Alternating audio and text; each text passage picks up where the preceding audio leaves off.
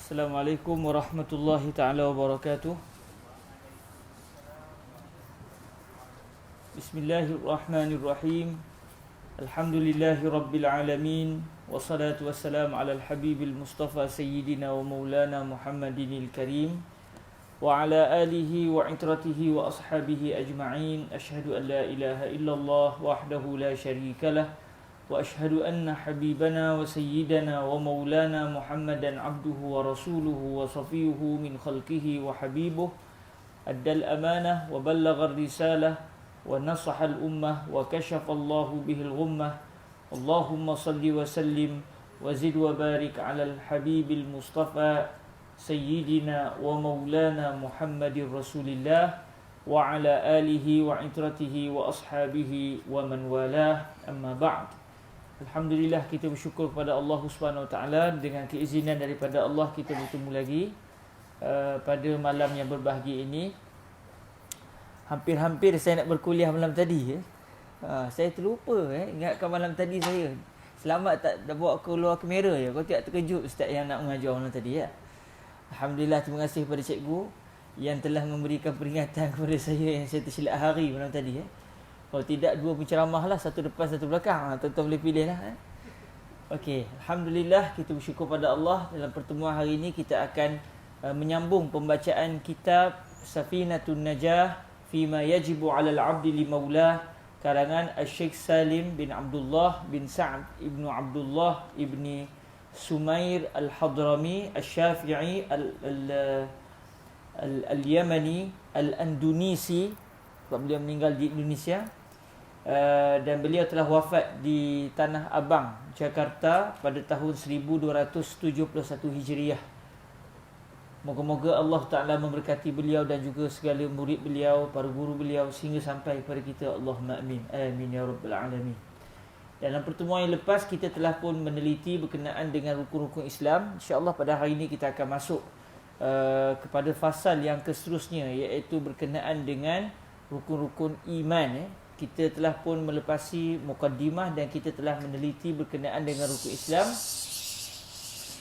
Cuma para hadirin yang dirahmati Allah Subhanahu Wa Taala, di antara falsafah dan juga apa yang disebut oleh para ulama kita berkenaan dengan ibadah-ibadah yang dianggap sebagai rukun Islam ini, kalau dikaji falsafah dan mengapa 5 perkara ini dijadikan sebagai rukun Islam, maka kita akan mengetahui benarlah sabdaan Nabi alaihi salatu wassalam, bunyal islamu ala khams, syahadati an la ilaha illallah wa anna muhammadan abduhu wa rasuluh wa iqamis salati wa itaiz zakati wa hajjil baiti wa sawmi ramadan, atau kama qala Rasulullah sallallahu alaihi wa alihi wasallam. Islam, kata baginda Rasul alaihi salatu wasallam, telah dibina di atas 5 perkara. Agama Islam kita ni, segala hukum hakam ini, dia sebenarnya berdiri di atas 5 pancang ini, 5 paksi utama ini. Maksudnya 5 perkara ini adalah 5 pasak utama bagi agama Islam. Sehingga Nabi kata bunyal Islam ala khamsin. Islam telah dibina. Rasulullah mengumpamakan agama Islam kita ni, hukum hakam dalam Islam ini seumpama satu bangunan. Lalu bangunan yang merupakan batu bata, kalau orang dulu dengan kayu-kayannya, ianya akan diletakkan di atas pasak-pasak utama, iaitu di atas tiang-tiang utama. Maka bagi agama Islam pula, maka rukun dan juga pasak utama bagi Islam adalah 5 perkara ini yang kita kenali dengan nama rukun Islam. Bahkan dalam hadis Sayyidina Jibril alaihi salam, di akhir-akhir hayat baginda Rasul sallallahu alaihi wasallam, Sayyidina Jibril telah datang bertanya kepada baginda Nabi dalam rupa seorang manusia, dan para sahabat ingat oranglah, sedangkan Nabi mengetahui yang datang itu adalah Sayyidina Jibril yang datang dengan tujuan untuk mengajar para sahabat dan kita semua tentang hakikat agama Islam. Lalu antara yang ditanya oleh Sayyidina Jibril, ya Muhammad, akhbirni 'anil Islam. Wahai Muhammad, beritahulah kepadaku tentang Islam. Lalu baginda Nabi menyatakan, al-Islamu an tashhada an la ilaha illallah wa anna Muhammadar Rasulullah wa tuqimas salata wa tu'tiyaz zakata wa tasuma Ramadan wa tahujjal baita in istata'ta ilaihi sabila qal sadaqta. Lalu baginda Nabi menyatakan kepada Sayyidina Jibril, Islam adalah kamu bersaksi bahawa tiada Tuhan melainkan Allah dan bahawa sesungguhnya Nabi Muhammad adalah utusan Allah. Kamu mendirikan salat, kamu membayar zakat, kamu berpuasa pada bulan Ramadan dan kamu menunaikan haji di Baitullah. Dan kamu pergi ke Baitullah iaitu Kaabah dengan tujuan untuk menunaikan haji kerana banyak rukun hajinya.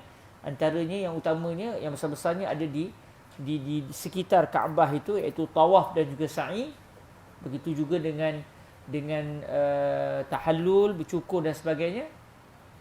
Maka Nabi kata kamu pergi menunaikan haji di Baitullahil Haram sekiranya kamu mampu untuk mendapatkan jalan ke sana. Lalu Sayyidina Jibril dalam rupa seorang lelaki muda yang berambut hitam dan berbaju sangat putih itu menyatakan kepada baginda Nabi, anda telah berkata benar. Sehingga para sahabat Sayyidina Umar dan juga para sahabat lain terkejut. Dia ni tanya soalan, tapi bila Nabi dah bagi tahu jawapan, dia kata betul jawapan ini. Maksudnya dia tahu jawapan. Maknanya yang datang ini bukan orang yang tak tahu, tetapi datang dengan tujuan untuk mengajar yang lain. Lalu memang disebut tentang 5 perkara yang dikenali sebagai rukun Islam ini. Pancang paling utama adalah syahadatu an la ilaha illallah wa anna Muhammadan Rasulullah.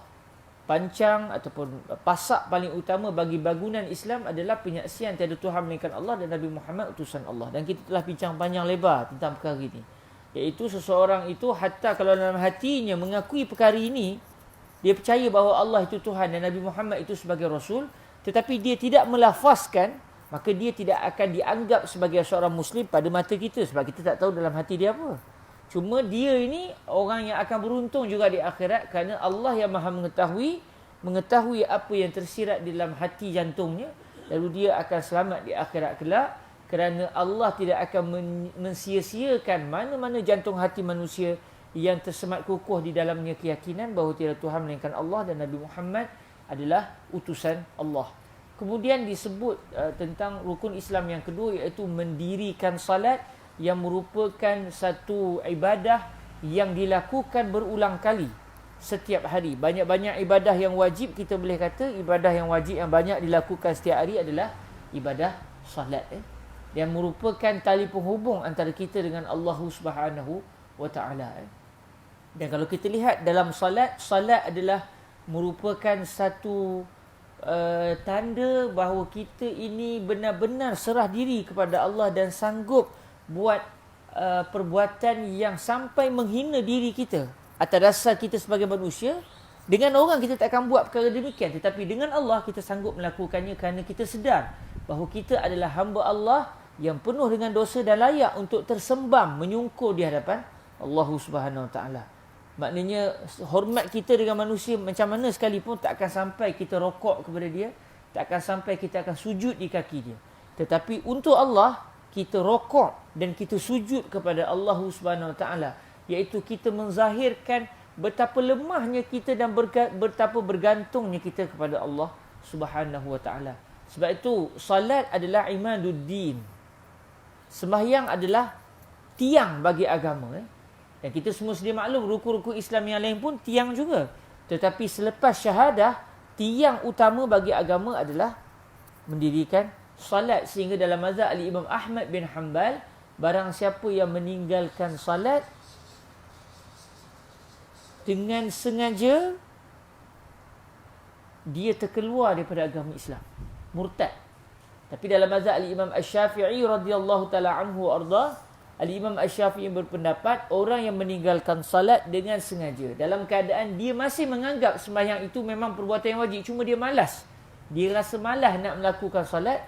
Dia walaupun telah melakukan dosa besar, meninggalkan salat satu dosa besar, tetapi tidak sampai kepada tahap dia terkeluar daripada agama Islam. Maksudnya dalam kefahaman Al-Imam Asy-Syafi'i radhiyallahu taala anhu, meninggalkan salat dengan sengaja tidak membawa kepada kemurtadan. Berbeza dengan pandangan murid Al-Imam Asy-Syafi'i iaitu Al-Imam Ahmad bin Muhammad bin Hanbal iaitu pengasas mazhab Hambali, beliau berpandangan bahawa orang yang meninggalkan solat dengan sengaja, walau berkeyakinan sembahyang itu wajib, cuma dia malas melakukan solat, orang ini telah terkeluar daripada agama Islam. Main berat jugalah. Kalau ikut ijtihad Al-Imam Ahmad, main berat orang yang meninggalkan solat. Jadi kerana solat ini adalah satu ibadah yang merupakan penghubung antara kita dengan Allah sebanyak 5 kali, dan ia merupakan satu disiplin. Sampai kalau kita lihat dalam mana-mana agama pun, mungkin kita tak akan temui satu agama yang peribadatannya begitu kerap sebagaimana peribadatan kaum muslimin. Sehari saja 5 kali solat. Ada seorang sahabat saya, orang Cina, masa saya belajar di Mesir tu, dia budak UK, dia datang ke Mesir nak belajar bahasa Arab. Daripada jauh datang, kursus bahasa Arab, bayar macam-macam sebab nak belajar bahasa Arab. Dia cerita bahawa makcik-makcik dia banyak tak masuk Islam lagi. Dan bila makcik-makcik dia tengok dia masuk Islam dan dia mendirikan salat, dia pergi rumah makcik dia macam biasa, tapi dia dirikan salat sampai waktu dia sembahyang di rumah makcik dia. Sampai makcik dia kata, "You tak letih ke? You tak letih ke sembahyang? Sampai 5 kali satu hari, you tak letih ke?" Kita tak terasa benda tu letih, tapi betul lah firman Allah SWT bahawa sembahyang itu adalah wa innaha lakabiratun illa 'alal khashi'in. Sesungguhnya salat itu benar-benar adalah berat. Benar-benar adalah besar, melainkan kepada mereka yang khusyuk di dalam solatnya. Lalu mereka tidak lagi merasai keberatan sembahyang itu, sebabnya mereka sudah asyik di dalam ibadah solat. Sehingga kata para ulama, Rasulullah SAW pernah terlupa rakaat dalam sembahyang. Dalam hidup Nabi ada 5 kali. Nabi pernah terlupa rakaat. Nabi sembahyang 4 rakaat, Nabi sembahyang 4 rakaat, Nabi buat 2 rakaat. Pernah. Nabi pernah terlupa tahiyat awal. Nabi pernah sembahyang sepatutnya 4 rakaat, Nabi sembahyang sampai 5 rakaat. Lalu para ulama kaji, adakah Nabi juga diganggu syaitan macam kita sehingga Nabi lupa? Ya, kita lah sembahyang tu memang diganggu saja. Dan banyak barang-barang kita yang kita lupa, kita akan ingat dalam sembahyang. Sampai ada orang barangnya hilang, jumpa Imam Abu Hanifah, dia kata, "Mana saya nak cari ni?" Kata Imam Abu Hanifah, "Kamu sembahyang 2 rakaat." InsyaAllah ingat. Sampai begitu sekali. Maknanya memang kita ni boleh kata kadang-kadang banyak benda terlupa, tapi masa sembahyang teringat macam-macam. Semua benda kita ingat. Yang kita lupa kadang-kadang dalam sembahyang adalah Allah, tapi yang lain semua kita ingat dalam sembahyang. Adapun Nabi juga terlupa, tetapi tak banyak macam kita lah. Mai dalam hidup kita, kata guru saya Fadilatul Syekh Yusri bin Rushdi Al-Hasani, dalam hidup kita kalau orang tanya kita berapa kali kamu terlupa sembahyang, terlupa bilangan rakaat sembahyang, agak-agak kita boleh sebut tak berapa kali? Maksud dia tak pernah? Memang tak pernah lah. Memang pernah, memang pernah. Berapa kali? Tak terkira rasanya. Tetapi Rasulullah hanya 5 kali menunjukkan sifat lupa itu sifat kesempurnaan seorang manusia. Kalau dia tak lupa langsung, kata guru saya, itu akan menunjukkan dia tak sempurna. Bayangkan kalau kita langsung tak lupa, orang pernah buat kita silap 20 tahun lepas, dah tak jumpa, sekali dia buat salah dengan kita, itulah kali pertama kita jumpa dia. Lepas 20 tahun kita jumpa dia, kita ingat lagi, berat. Maknanya itu something wrong tu. Maknanya itu bukan tanda dia terlalu hebat. Maksudnya semua benda dia tak lupa. Dia akan hidup tertekan. Dia setiap benda dia akan teringat apa benda yang telah berlaku di sini. Memori dia syagal, memori dia terus berjalan. Dia jadi gila nanti. Tetapi orang yang sempurna dia akan lupa. Sehingga disebut dalam pepatah orang Arab, awwalun nasi awwalun nasin. Orang yang mula-mula lupa adalah orang yang mula-mula diciptakan Tuhan, iaitu Nabi Adam alaihissalam. Dan manusia dalam bahasa Arab an-nasu. Dan an-nasu diambil berkalimah nasiya, yansa, fahuwa nasin. Nas. Tapi dibaca dari bawah lah. Nasin itu menunjukkan pelupa. Tapi kalau nasun, manusia. Tetapi kalimah nas itu diambil daripada kalimah nasiya, yansa, nasin, fahuwa nasin, wazaka mansi. Benda yang dilupakan itu dipanggil mansi. Tapi orang yang lupa dipanggil nas. Jadi kata para ulama, awwalun nas, manusia mula-mula adalah awwalun nas, seawal-awal yang lupa. Manusia yang mula-mula adalah orang yang mula-mula lupa, iaitu Nabi Adam alaihissalam. Suatu Nabi Adam makan buah larangan itu dan kadang bagi dia terlupa yang dulu Allah pernah larang baginda daripada makan buah larangan tersebut. Jadi dalam solat, kalau kita lihat dalam baginda Nabi juga pernah lupa dalam solat. Tetapi adakah Nabi lupa dalam solat kerana Nabi diganggu syaitan? Hasya. Maha suci Allah daripada menjadikan baginda Nabi itu diganggu syaitan. Sebab para Nabi tidak akan ada peluang syaitan untuk mengganggu mereka. Bahkan setelah Rasulullah dan para Nabi wafat sekalipun, syaitan tidak akan mampu merupa dengan wajah seorang Nabi dalam mimpi sekalipun. Itu satu ismah, satu penjagaan daripada Allah, sehingga syaitan tidak akan dapat merupa, mendakwa dalam mimpi yang dia adalah Nabi sedangkan yang datang bukan Nabi, sebenarnya syaitan. Tak akan berlaku. Sebab tu siapa yang dalam mimpinya hati kecilnya mengatakan yang dilihat itu Rasul, walau apa Nabi sekalipun, memang itu adalah Rasul yang dimimpikan tersebut.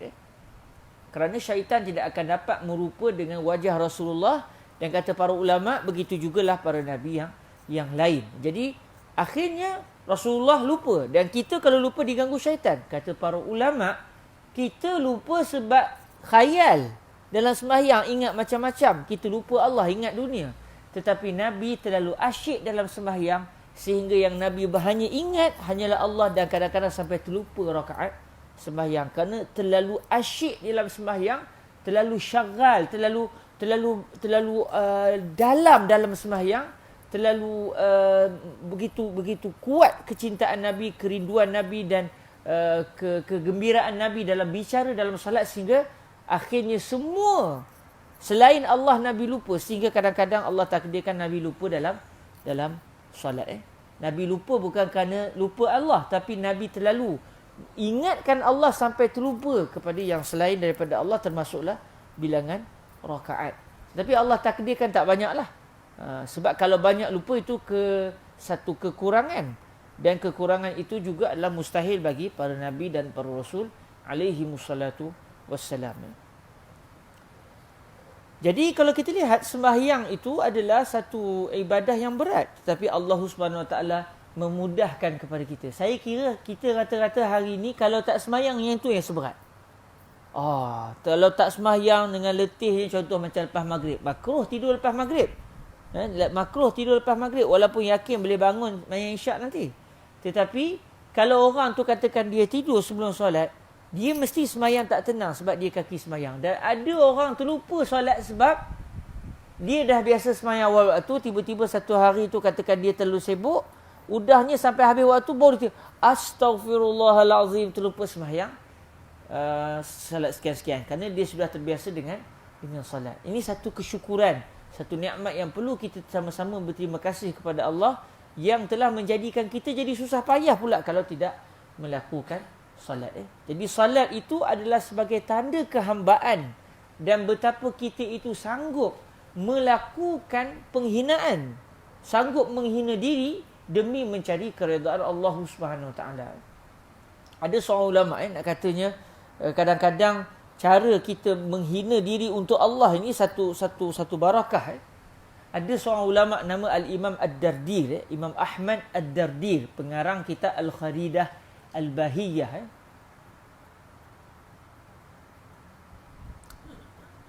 Maafkan saya, bukan Al-Imam Ad-Dardir yang saya nak ceritakan, Al-Imam As-Sawi. Al-Imam As-Sawi, yang mana Al-Imam As-Sawi ini pengarang kepada Hasyiah As-Sawi, syarah kepada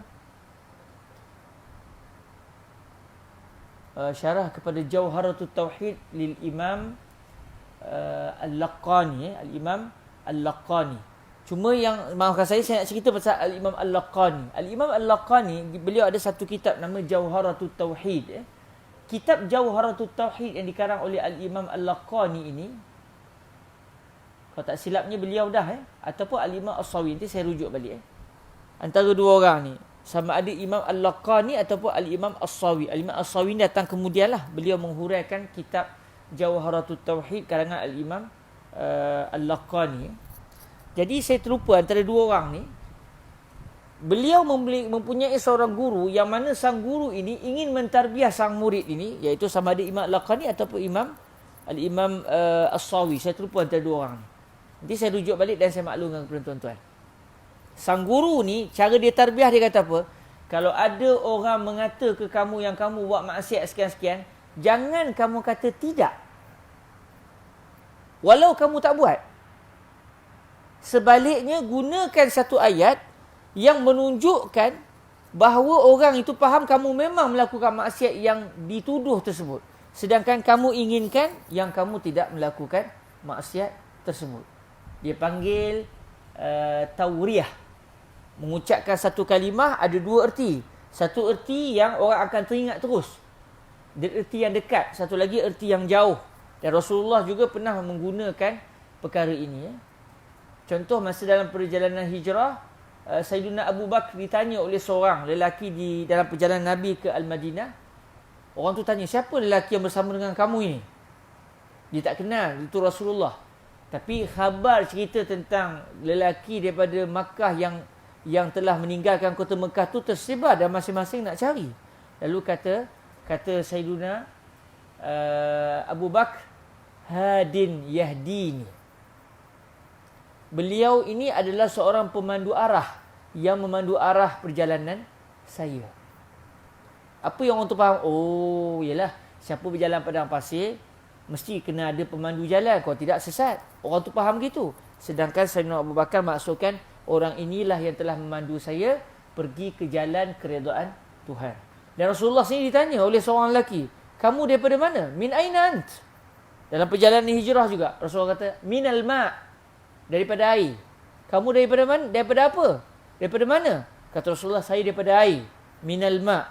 Lelaki itu terpinga-pinga. Dia maksudkan kamu ni daripada kabilah mana? Daripada Quraisy ke? Daripada sekian-sekian ke? Nabi kata minal ma', daripada air. Lalu dia menganggap, oh ada kabilah air. Ada kabilah Quraisy, ada kabilah Az, ada kabilah namanya Ma', iaitu bermaksud air. Sedangkan Nabi maksudkan saya daripada air yang kita semua diciptakan daripada air mani. Jadi digunakan satu kalimah ada dua erti atau lebih, tetapi orang yang tanya dia faham satu makna yang dekat, kita yang bercakap pula memahami akan makna yang jauh. Jadi guru kepada Al-Imam Al-Laqani atau Al-Imam As-Sawi ni meminta sang murid ini, kalau orang tuduh dia, betul ke kamu pada hari sekian-sekian buat maksiat sekian-sekian? Jangan kata tak. Jangan kata ya. Kalau ya dah membohong, sedangkan kawan tu tak melakukan maksiat tersebut. Tapi gunakan satu kalimah yang menunjukkan seakan-akan beliau bersalah, tetapi yang beliau maksudkan tidak bersalah. Saya buat satu contoh. Nak kata ni tarbiyah yang beliau hadapi ni berat sebenarnya. Kalau saya sendiri pun tak mampu rasa. Dituduh di orangnya nanti. Contoh satu orang kata, betul ke aku dengar kamu ni mengendak anak perempuan orang malam sekian-sekian, betul ke? Padahal tak. Kalau guna bahasa tauriah ni, contoh saya kata begini, mana ada orang tak bersalah, minta-minta Tuhan ampunkanlah dosa-dosa saya dan juga kita semua. Apa orang tu faham? Sah. Memang dia yang mengendap. Padahal kita maksudkan mana ada orang tak bersalah. Dosa-dosa ni semuanya kita maksum, yang maksum Nabi-Nabi je. Ada saya kata saya bersalah? Tak ada. Tapi apa yang orang tu faham? Memang betul lah. Kalau tidak, kenapa dia guna ayat begitu? Jadi sang guru minta si murid begitu. Supaya apa? Supaya dia mengikis perasaan dalam jiwa dia, bangga dan bongkak dengan ibadah. Tetapi biar orang anggap kamu tu kaki maksiat. Sampai begitu cara pentarbiahannya. Dan sepanjang peribadi saya tak jumpa lagi lah guru-guru zaman sekarang, guru-guru sufi yang mendidik muridnya dengan cara begitu. Tapi beliau, iaitu Al-Imam As-Sawi atau Al-Imam Al-Laqani, menerima pentarbiahan demikian.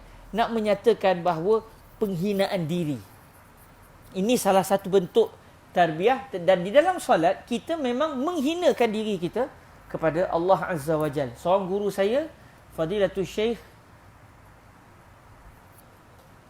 Yusuf Al-Hasanil Bakhur, walaupun saya tidak mengikut kelas beliau dengan banyak, tapi kadang-kadang bila beliau datang ke Mesir, dan beliau kadang-kadang berada di pelbagai tempat di negara-negara Arab.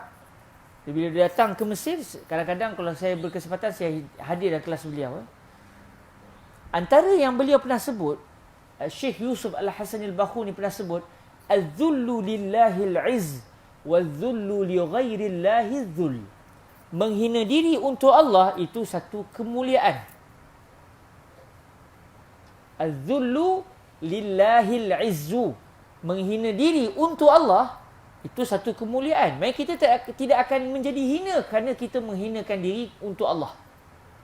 Tetapi kata beliau, waz-zullu li ghairillahi dzul. Tetapi menghina diri untuk selain Allah itu satu kehinaan. Sanggup cari redha manusia. Nak asalkan orang tu suka kepada kita dan puas hati dengan kita walaupun kita sanggup melakukan perbuatan yang dibenci Allah, itu bukan kemuliaan, itu kehinaan. Tetapi biarlah orang pandang kita hina kerana kita ni taat kepada Tuhan, kerana hakikatnya yang taat kepada Allah lah yang mulia. Jadi salat dia ajar kita kepada perkara demikian. Dan kalau kita lihat zakat ni ajar kita supaya jangan jadi hamba dunia. Bukan senang nak bayar zakat tuan-tuan. Bukan senang nak bayar zakat. Sebab tu orang yang boleh berzakat, dia insya-Allah akan mudah juga untuk bersedekah. Dan ada orang, saya pernah jumpa satu orang tu, dia sanggup berniaga. Daripada tak erti berniaga, dia sanggup berniaga. Dengan harapan dia sampai ke satu tahap, perniagaannya mencapai nisab supaya dia boleh bayar zakat. Udahnya dia berniaga 2 tahun je. 2 tahun dapat zakat, lepas tu kata udah tu, dah dapat bayar zakat dah, Alhamdulillah. Lepas tu dia tak berniaga dah. Nah, katanya ada juga orang begitu, yang dia sanggup berniaga, bukan nak cari untung, tapi supaya hartanya sampai kepada tahap zakat, lalu dia diwajibkan bayar zakat, lalu dia berzakat, kerana orang yang berzakat, dia telah melakukan perbuatan wajib. Perbuatan wajib lebih banyak pahalanya daripada perbuatan sunat. Ada orang begitu. Jadi zakat ajar kita jangan loket dengan harta.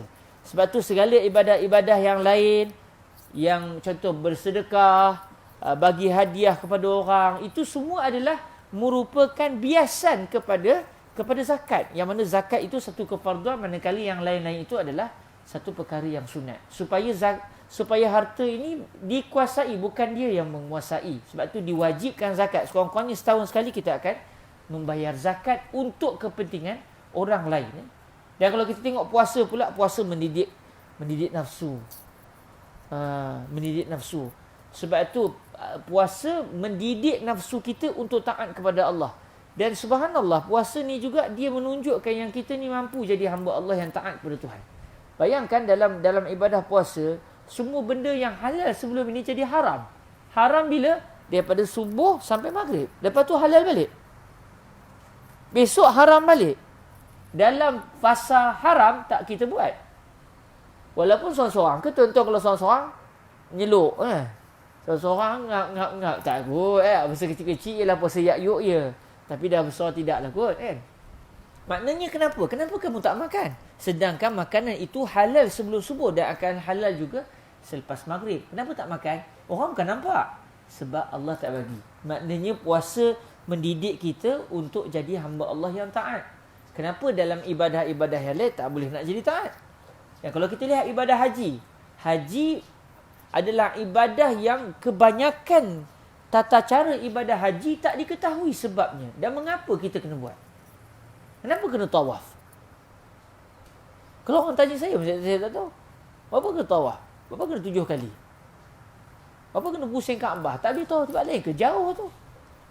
Tawaf surah Muttaqin tu. Yang penting kita tawaf juga tak?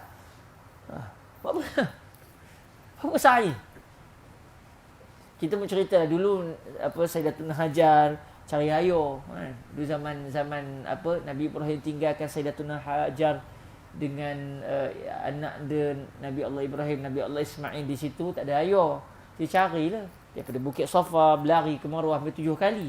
Udahnya jumpa air di kawasan Telaga Zamzam pada hari ini. Kalau orang kata sekarang air dah ada, nak lari buat apa lagi? Tak terjawab kita. Kenapa wukuf? Dulu lagi panas-panas terik Sekarang saya ada package lagi. Orang kaya dia ada wukuf tempat dia, orang miskin ada wukuf tempat orang miskin. Tak apalah. Ikut dia lah kan. Apa wukuf? Kenapa berbambik di Muzdalifah? Kenapa melontar? Ada ke iblis depan tu? Tu yang orang kena marah tu dengan selipar-selipar di balik tu. Haram alaika ya syaitan. Haram alaika ya syaitan. Sial kamu, celaka kamu setan, baling batu. Dah orang depan kena teruk apa hikmah? Tak tahu gitu sudahnya. Udahnya jawapan paling tuntas, jawapan paling jelas, Dah Tuhan suruh ikut je lah. Nak mengajar kita. Kalau kamu tak tahu sebab pun, taat kepada Allah walau kamu tak tahu. Sebab tu kita semayang zuhur 4 rakaat juga. Walaupun tengah panas. Orang tengah letih-letih panas tu dengar khutbah. Mana ada orang buat kuliah time tu? Mereka hari Jumaat je, ya. Subuh buat 2 rakaat, baru kira-kiranya bangun tidur buat 10 rakaat. Okey kot, dah bangun, dah selesa. Isyak buat 1 cukup kau, orang dah letih. Tak, kita buat tetap macam yang diajar. Sebab apa? Walaupun kita tak tahu sebab. Sebab kita diajar untuk menjadi hamba Allah yang taat walau tak tahu sebab. Sebab kita hamba. Hamba ni tak cakap banyak. Bangun. Pergi sana, baik. Dia hamba. Tapi kalau dia kata bangun, sekejap tuan. Kenapa saya kena bangun? Itu bukan hamba dah tu. Itu dia dah pendebat. Kita bukan pendebat Tuhan. Kita bukan pendebat Rasulullah. Kita hamba. Yang tak reti nak cakap apa. Yang kita tahu, na'am. Jadi ibadah ini dia adalah satu ibadah yang kalau kita selami dan meresapi falsafah-falsafah ini, kita akan menjadi hamba Allah yang taat sungguh-sungguh kepada Allah Subhanahu Wa Taala. Dalam solat, kalau cukup dalam solat lah dengan rokoknya, sujudnya, bacaannya, sumpah setianya, kecintaan kepada nabinya dalam solat. Oh, kalau kita halusi setiap satu tu, sebenarnya ia adalah satu ibadah yang benar-benar akan menarik jiwa kita untuk menjadi hamba. Walhamdulillahi rabbil alamin. Itu mukadimah untuk hari ini. Kita masuk kepada perbahasan yang kita nak cerita sebenarnya, iaitu faslun arkanul imani sittatun. Itu yang kita nak bincang ni, sebab yang sebelum ni dah baca dah. Cuma tak sempat nak membincang panjang. Saya ulang sikit lagi lah. Jadi hari ini kita masuk kepada fasal yang seterusnya, iaitu fasal yang menceritakan pula tentang rukun-rukun iman. Kata Sayyiduna Al-Imam Al-Syaikh Salim ibnu Abdullah ibni Sa'd ibni Abdullah ibni Sumair Al-Hadrami Al-Syafi'i radhiyallahu ta'ala anhu wa ardah, wa nafa'anna Allahu bi'ulumihi wa ulumi masyayikhihi wa talamizatihi wa qurra'i musannafatihi wa syurrahiha Allahumma amin. Qal faslun arkanul iman sittatun an tu'mina billah wa malaikatihi wa kutubihi wa rusulihi wa bil yaumil akhiri wa bil qadari khairihi wa syarrihi wa ma'na an la ilaha illallah ay la ma'buda bihaqqin fil wujudi illallah. Okey, kita lihat terjemahannya. Fasal pada membincangkan mengenai rukun-rukun iman. Ini juga bersumberkan hadis Sayyidina Jibril. Hadis Sayyidina Jibril, iaitu sewaktu Sayyidina Jibril tanya kepada Rasulullah, akhbirni anil iman, kata Nabi, an tu'mina billah wa malaikatihi wa kutubihi wa rusulihi wal yaumil akhir wa tu'mina bil qadari khairihi wa syarrihi. Qal sadaqta. Sayyidina Jibril dalam rupa seorang lelaki tadi tanya kepada Rasulullah, bagi tahu kepada saya apakah dia iman. Kata Rasulullah, kamu beriman, iaitu mempercayai adanya Allah, adanya malaikat-malaikatnya, adanya kitab-kitab yang Allah Ta'ala turunkan, adanya para rasul, adanya hari akhir, hari kesudahan, dan kamu percaya tentang ketentuan sama ada baik ataupun buruk, yang kita panggil sebagai qada dan juga qadar. Jadi ia berpunca daripada hadis Sayyidina Jibril. Jadi di sini disebut rukun-rukun iman ada 6. Pertama, kamu beriman kepada Allah. Kedua, kamu beriman kepada malaikatnya. Ketiga, kamu beriman dengan kitab-kitabnya. Keempat, kamu beriman kepada para rasulnya. Kelima, kamu beriman kepada kewujudan hari yang terakhir, iaitu hari kiamat. Hari kiamat dan bawa sampai kepada hari akhirat lah. Syurga, neraka apa semua. Yang keenam, kamu beriman dengan qadar, iaitu qadar yang baik dan qadar yang buruk. Ini adalah rukun-rukun iman, iaitu kita mempercayai adanya Allah. Bila percaya kepada Allah, sebenarnya dengan mempercayai adanya Allah, dia akan bawa kepada semua rukun-rukun yang lain. Sebab tu dalam sebahagian hadis, contoh dalam hadis yang biasa kita dengar, Nabi kata, man kana yu'minu billahi wal yaumil akhir falyaqul khairan aw liyasmut. barang siapa yang beriman kepada Allah dan hari akhir, maka hendaklah dia berkata benar, atau hendaklah dia bercakap yang baik, atau dia senyap. Sama ada dia bercakap yang baik atau senyap. Jadi kalau kita lihat, tidak dinyatakan ke enam rukun iman, tapi Nabi pilih dua. Beriman, percaya kepada Allah dan percaya kepada hari akhir. Nak menunjukkan, kata para ulama, permulaan kita adalah dengan sebab Allah. Wujudnya alam ini dengan sebab ianya dicipta oleh Allah. Jadi punca asal kepada kewujudan alam adalah Allah yang berkehendak untuk menciptakan makhluk. Dan penghujung kepada kehidupan kita adalah akhirat. Jadi kadang-kadang Nabi guna man kana yu'minu billah wal yaumil akhir. Barang siapa yang beriman kepada Allah dan hari akhir. Bukan hanya dua ni saja. Yang lagi berbaki tidak perlu beriman. Wajib beriman dengan seluruh rukun-rukun iman. Tetapi kadang-kadang Nabi sebut dua atas sebab ringkas, untuk meringkaskan ucapan, dan atas dasar kerana untuk menunjukkan bahawa beriman kepada Allah, dia akan membawa kepada keimanan kepada segala yang dikhabarkan oleh Allah menerusi para rasulnya. Jadi dia akan beriman kepada Rasul. Dia akan beriman dengan kitab Allah. Dia akan beriman dengan para malaikat. Dia akan beriman kepada hari akhir. Dan beriman kepada qada dan juga qadar. Iaitu sama ada ketentuan baik atau ketentuan yang buruk. Jadi percaya kepada Allah, iaitu beriman kepada keesaan Allah. Dan juga segala sifat-sifat yang wajib bagi Allah. Percaya juga sifat-sifat yang mustahil itu tidak wujud bagi Allah. Dan mempercayai bahawa Allah berkehendak apa saja yang Tuhan kehendaki. Kemudian beriman dengan para malaikatnya. Malaikat Allah banyak. Kita percaya bahawa di sana ada satu makhluk yang tidak dilihat oleh kita, tetapi mereka ini tidak lelaki, tidak perempuan, tidak berkahwin, tidak makan, tidak minum, tidak bersyahwat, tetapi mereka diciptakan Tuhan khusus untuk beribadah dan menjunjung perintah Allah Subhanahu Wa Taala. Maksudnya satu makhluk yang Allah ciptakan tidak mempunyai sebarang tujuan lain melainkan mereka ini adalah taat kepada Allah semata-mata. Kemudian yang ketiga, kita beriman. Bila sebut Allah menciptakan malaikat, malaikat itu ada tugasannya. Tetapi tugasan itu bukan menunjukkan Allah tak mampu. Mustahil kita mengatakan Tuhan tak mampu sampai terpaksa melantik para menteri di kalangan malaikat. Itu mustahil. Sebaliknya Allah menjadikan di sana para malaikat untuk menunjukkan kebesaran dan betapa gahnya Allah SWT yang memiliki bala tentera di kalangan para malaikatnya. Dan dalam masa yang sama, Allah nak mengajar kepada kita pentadbiran. Maknanya kita nak hidup ni mengikut sistem. Dan Allah itu suka kepada keindahan dan suka kepada, bahkan Allah itu sendiri adalah indah. Indah dari segala sudut. Jadi sebab itu diciptakan para malaikat yang mempunyai tugasan-tugasan yang pelbagai. Bukan Allah tak mampu. Kalau Allah tak nak ciptakan malaikat, boleh je semua benda berlaku. Kun fayakun. Tapi Allah menciptakan para malaikat untuk menunjukkan kepada kita sistem dunia malaikat yang disusun oleh Allah Subhanahu Wa Taala dengan penuh teliti, dengan penuh susunan yang bagus, supaya kita atas dunia ni pun tak cacah merba, tak buat kelang kabut, mesti ada susunannya, ada pentadbiran yang baik. Beriman dengan kitab-kitabnya, iaitu Allah dulu pernah menurunkan Alkitab, menurunkan Alkitab yang pernah diturunkan kepada Nabi Allah Musa, Nabi Allah Isa, Nabi Allah Daud, dan juga kepada Nabi Muhammad sallallahu alaihi wasallam.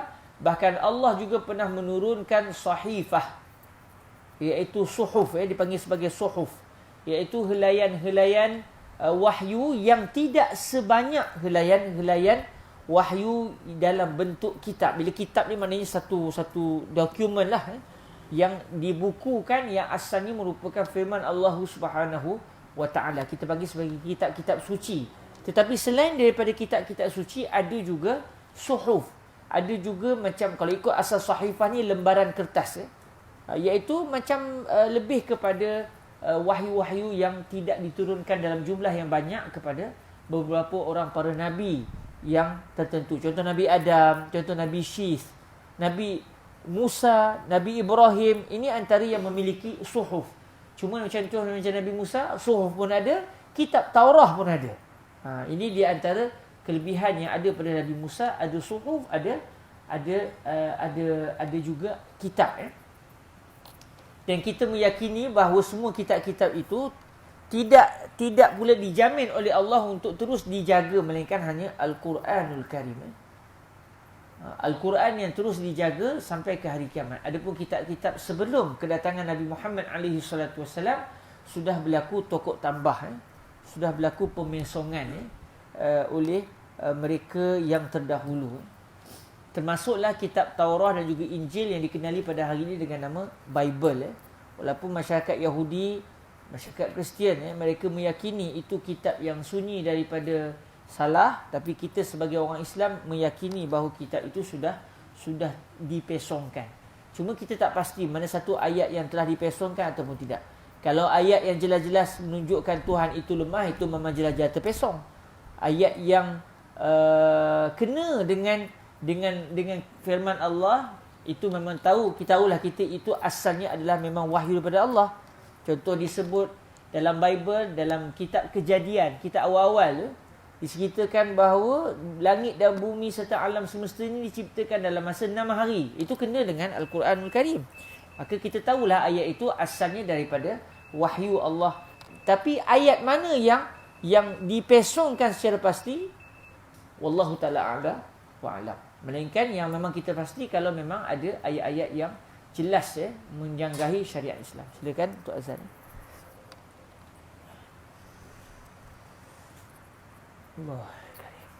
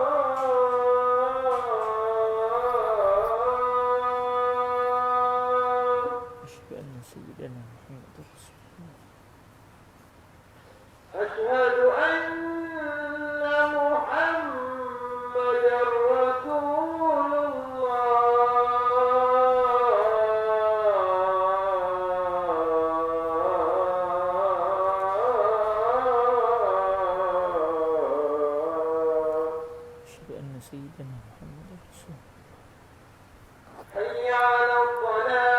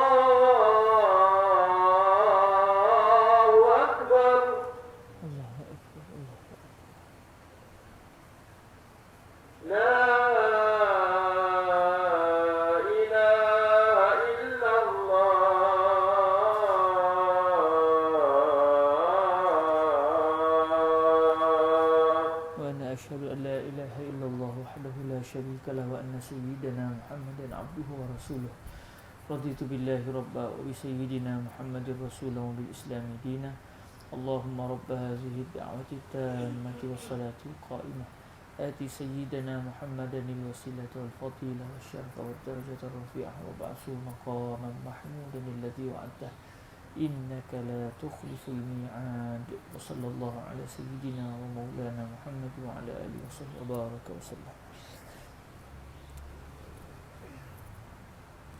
Baik, yang ketiga tadi kamu beriman dengan kitab-kitabnya. Maksudnya kita mempercayai bahawa Allah Ta'ala telah menurunkan kitab-kitab suci, iaitu 4 kitab kepada 4 orang Rasul.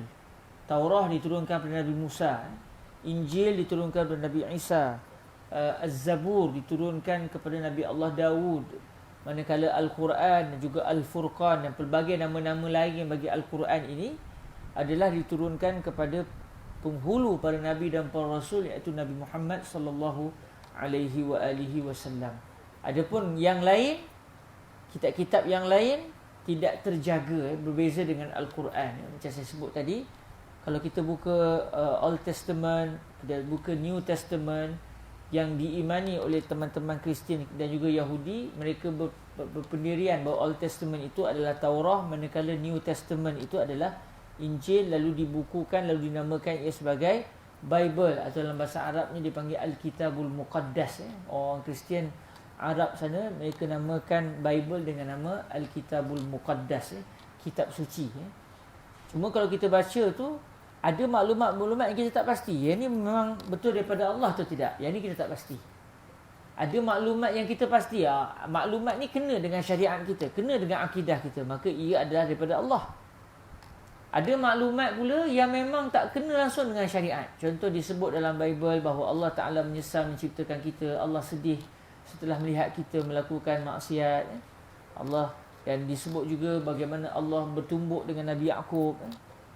Yang ni mana kita kata sebagai orang Islam, walaupun kita kata ya terserah kamu nak beriman, ya itu hak kamu. Kita tidak akan memperkecilkan ataupun memperolok-olokkan. Dia terpulang la ikraha fid din, tidak ada paksaan dalam agama.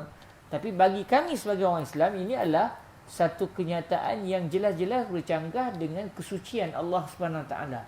Sehingga digambarkan Allah bertumbuk dengan Nabi Yaqub, sampai Nabi Yaqub yang menang, Allah yang kalah. Ini tak sudah bercanggah dengan akidah kita yang memperakui bahawa para nabi dan para rasul ni suci, manakala Allah juga adalah Tuhan yang maha suci daripada segala kekurangan. Keempat, kamu beriman dengan kepada para rasulnya. Sebab itu seseorang muslim tidak akan menjadi muslim melainkan setelah dia beriman dengan semua para nabi dan para rasul. Sebab itu orang yang menolak kerasulan mana-mana para nabi pun, walaupun dia mengakui Nabi Muhammad utusan Allah, dia tidak akan menjadi seorang muslim. Ada orang Yahudi yang dia percaya Rasulullah ni Rasulullah, ada. Tetapi dia kata apa? Rasulullah untuk orang Arab. Kami, walaupun kami tahu Nabi Muhammad itu utusan Allah, tetapi Nabi Muhammad hanya diutuskan kepada bangsa Arab. Kami bukan bangsa Arab, jadi kami tidak wajib mengikut Nabi Muhammad, walaupun kami tahu baginda adalah seorang Nabi. Ada orang Yahudi begitu? Adakah dengan kepercayaan bahawa dia mengakui Nabi Muhammad itu sebagai Rasulullah, dia telah menjadi seorang Muslim? Tak. Kerana dia mesti beriman dengan seluruh para Nabi, iaitu memperakui apa saja yang disebut oleh para Nabi tersebut.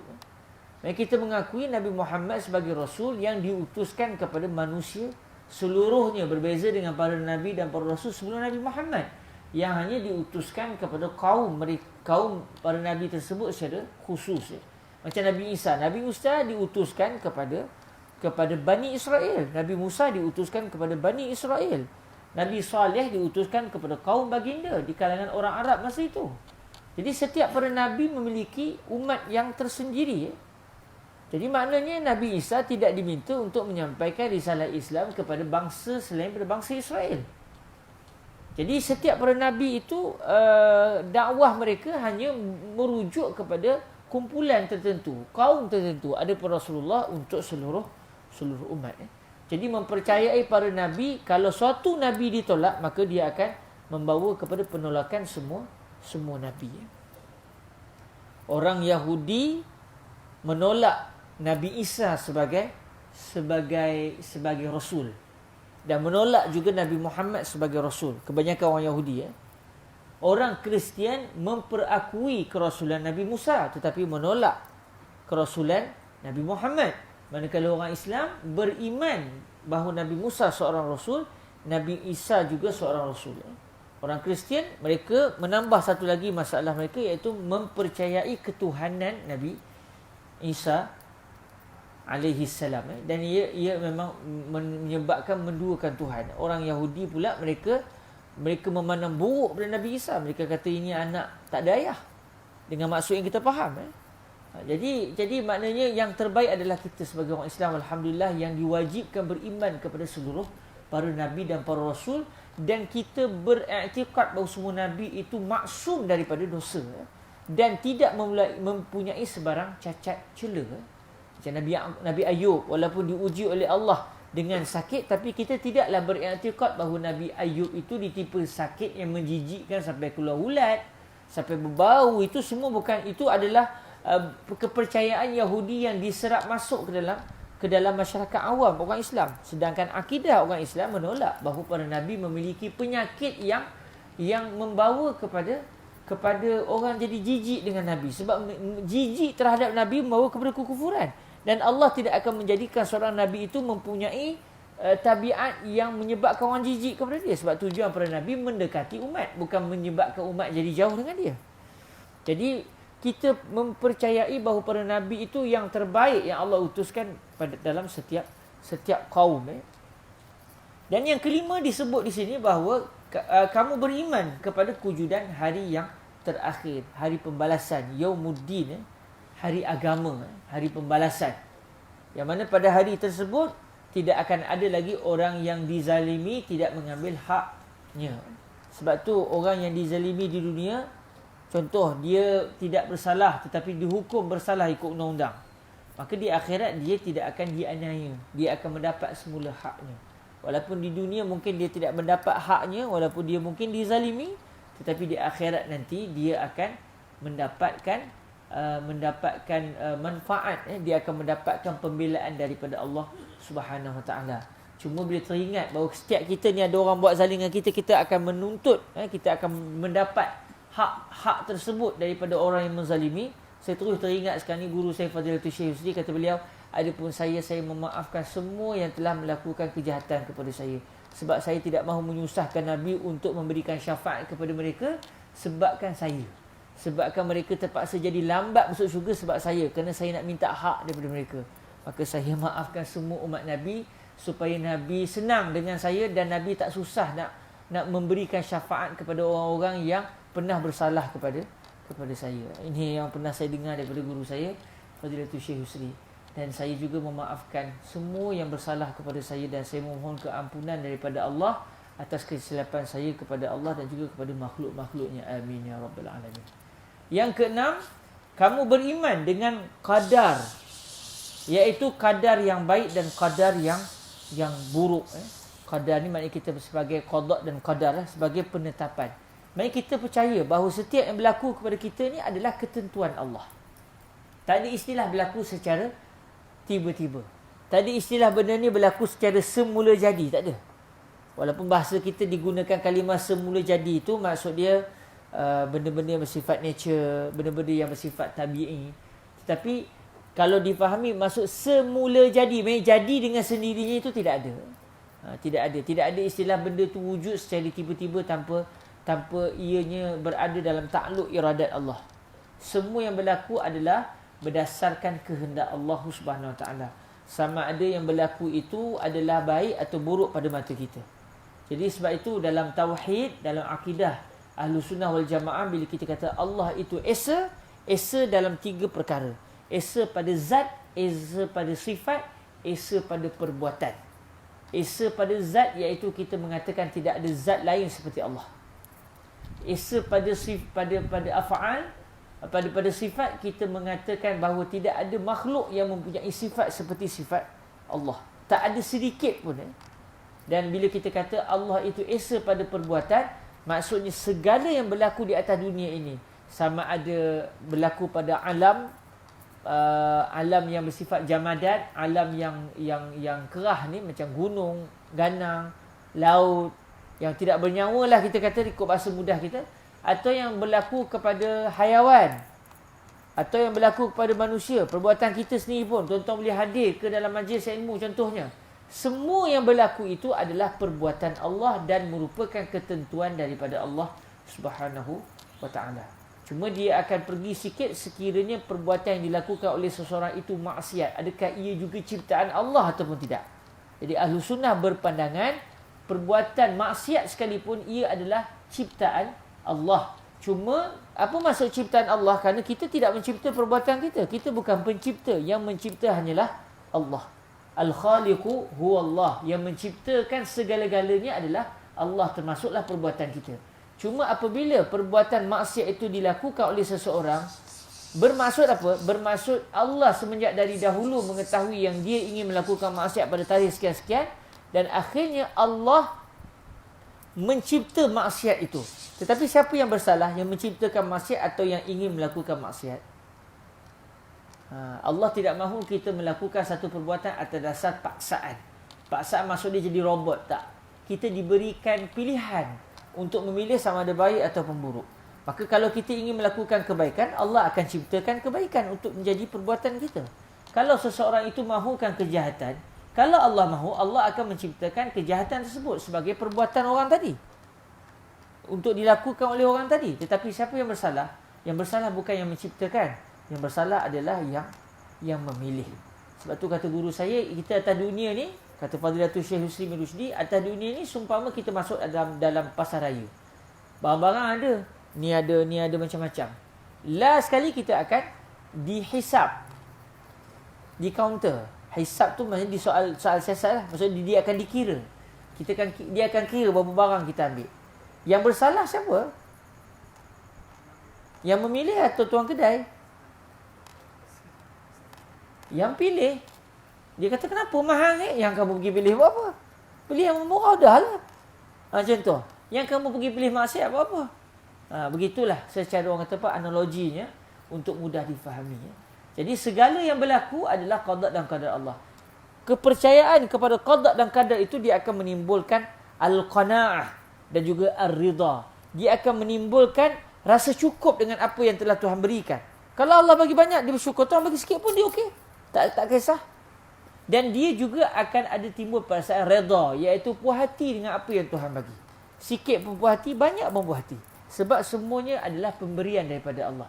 Dia bukan melihat lagi pada ar-rizqu, tapi dia melihat kepada ar-raziq. Dia bukan lagi melihat rezeki yang dapat tu berapa banyak. Dia akan melihat yang bagi ni siapa. Sebab itu antara sifat baginda Rasul, wa kana yujillun ni'mah wa in daqqat. Baginda Nabi merupakan seorang yang sangat mengagungkan nikmat walaupun nikmat itu adalah kecil. Sebab Nabi bukan melihat kecilnya nikmat itu, tapi Nabi lihat nikmat ni datang daripada siapa? Daripada Allah yang memberikan rezeki. Dan akhir kepada perbahasan kita pada hari ini, kata Syekh Salim, makna bahawasanya tiada Tuhan melainkan Allah ialah tiada apa pun yang disembah dengan sebenar-benarnya yang ada dalam kewujudan melainkan Allah. Maksud dia, walaupun ada orang lain mendakwa Tuhan yang sebenar adalah Tuhan sekian. Kita jawab, yang benar sebenarnya adalah tidak ada satu pun yang layak menjadi Tuhan melainkan hanya Allah, walaupun kamu tak bersetuju dengan kami. Maknanya kita dengan i'tiqad kita, dengan kajian kita, sebab akidah ni dia bukan pak turut, dia bukan kita ikut tanpa dalil, tapi kita ada dalil. Kita beriman atas dasar keyakinan, ada bukti yang menunjukkan bahawa kita terima akidah Islam ni sebagai akidah kita. Maka akidah kita menunjukkan bahawa Tuhan sebenar-benarnya adalah Allah Azza wa Jal. Adapun yang lain, walaupun ada orang mendakwa itu sebagai Tuhan, tetapi hakikatnya, pada realitinya, itu bukan Tuhan yang sebenarnya, kerana Tuhan yang sebenar-benarnya adalah Allah Subhanahu wa ta'ala. Moga-moga Allah Subhanahu wa ta'ala matikan kita dalam iman. Dan dalam buku tu saya letak gambar pokok. Bukan Syekh yang letak gambar pokok tu. Jangan tuan-tuan kata dalam manuskrip pun ada gambar pokok. Tak, ini gambar saya tambah. Untuk menunjukkan akidah itu Akidah syariat itu umpama satu pokok. Akar yang mencengkam itu adalah akidah. Manakala ranting, batang, itu semua adalah hukum hakam yang memandu kita untuk melakukan ini, itu. Jadi seseorang itu, satu pokok itu tak akan dapat berdiri tegak kalau tanpa akar.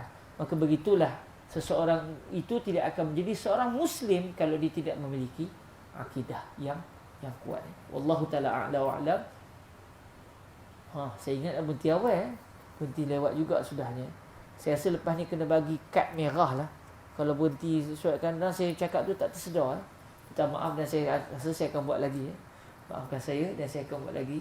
InsyaAllah dalam pertemuan yang akan datang kita akan masuk kepada perbahasan fiqh yang mula-mula dimasukkan dalam kitab ini, iaitu faslun alamatul bulughi salasatun. Tanda-tanda seseorang itu baligh adalah 3 perkara. Ini kita akan bincang dalam pertemuan yang akan datang. Pagi tadi saya minta maaf saya berqiyamul lail dengan anak daripada pukul 2.30 pagi. Dia ajak saya qiyamul lail. Saya ingat kejap je qiyamul lail. Biasa kita semayang sekejap lama qiyamul lail dengan budak-budak kecil Sampai 10 minit saya tengok rumah saya dah tak larat nak berqiyamul lail dah. Saya kata, boleh ke abang kuliah ni? Dia kata, pergi abang, tak apa. Tapi saya tengok isteri saya dah macam dah tak daya senat Jadi atas dasar ar-rahimuna yarhamuhumur rahman, yarhamu man fil ardi yarhamukum man fis sama. Saya minta ta'azul lah untuk saya pula menyambung perqiyamul lail selepas subuh itu bersama dengan anak saya. Dan insya-Allah besok hari ke-7 lah bagi anak saya yang baru lahir. InsyaAllah besok adalah buat kenduri sikit, kenduri akikah kecil-kecilan. Cuma kenduri akikah kecil-kecilan tu nanti saya minta orang Seroja masak sikit-sikit. Lepas tu nanti saya letaklah di surau. Kebetulan besok saya ada kuliah di Jeliang. Di Jeliang. Jadi 6.30 tu saya letaklah 2-3 bungkusan. Siapa yang dapat rezeki dia lah. Yang tak dapat tu maafkan saya. Lebih kurang lah kecil-kecilan. Akikah ni sunat bagi anak. Kalau dia lahir hari ke-7 afdalnya buat akikah. Kalau tak boleh hari yang ke-14. Kalau tak boleh hari yang ke-21. Kalau tak boleh juga sebelum balik. Dah balik orang tua dia tak buat juga. Macam mana tuan-tuan? Dia sendiri kena buat. Jadi saya rasa mungkin surau boleh cadang. Saya dah cadangkan peringkat surau Seroja. Kita buat akikah orang-orang tua. Cuma nama pengakikah dirahsiakan. Lepas tu orang surau tadi dah cadang. Kita buat akikah baby tua atau baby purba, dia kata. Baby purba. Baby yang dah jadi orang tua. Dia sunat Maksudnya kalau kita rasa mak ayah kita tak pernah buat akikah untuk kita, sunat sebelum kita meninggal dunia kita yang buat. Bukan kita suruh ayah kita pula buat. Sebab kita dah balik, jadi sunatnya kita yang buat. Sunat untuk kita berakikah. Orang lelaki sunatnya 2 ekor kambing atau 2 bahagian lembu atau 2 bahagian unta. Orang perempuan, kalau anak-anak perempuan seekor lah. Jadi saya rasa mungkin macam ramai tu yang nak join akikah orang-orang tua. Kita akan ambil gambar siapa yang join akikah masa makan tu. Tetapi siapa yang terlibat dalam akikah itu, yang berakikah itu, dia rahsiakan lah. Rasa boleh dapat banyak tu kita boleh buat gila-gila tu. Minggu ni siapa, minggu depan siapa Wallahu ta'ala a'la wa'alam. Kita tangguhkan dengan sama-sama kita berselawat ke hadrat baginda Rasul sallallahu alaihi wasallam. Allahumma salli afdala salatin ala as'adi makhluqatika sayyidina Muhammadin wa ala alihi wa sahbihi wa sallim adada ma'lumatika wa midada kalimatika kullama zakaraka dzakiruna wa ghafala an zikrihil ghafilun. Allahumma salli afdala salatin ala as'adi makhluqatika sayyidina Muhammadin wa ala alihi wa sahbihi wa sallim adada ma'lumatika wa midada kalimatika kullama zakaraka dzakiruna wa ghafala an zikrihil ghafilun. Allahumma salli afdala salatin ala as'adi makhluqatika sayyidina Muhammadin wa ala alihi wa sahbihi wa sallim adada ma'lumatika wa midada kalimatika kullama zakaraka dzakiruna wa ghafala an zikrihil ghafilun. وسلم ورضي الله تبارك وتعالى عن سادتنا أصحاب رسول الله أجمعين وحسبنا الله ونعم الوكيل ولا حول ولا قوة إلا بالله العلي العظيم. Subhanakallahumma wa bihamdika asyhadu an la ilaha illa anta astaghfiruka wa atubu ilaik. Bismillahirrahmanirrahim. Wal 'ashr innal insana lafi khusr illa alladhina amanu wa 'amilus solihat wa tawasaw bil haqqi wa tawasaw bis sabr. Jazakumullahu khairal jazaa. Aqulu qawli hadza wa astaghfirullah li wa lakum. Assalamualaikum warahmatullahi wabarakatuh.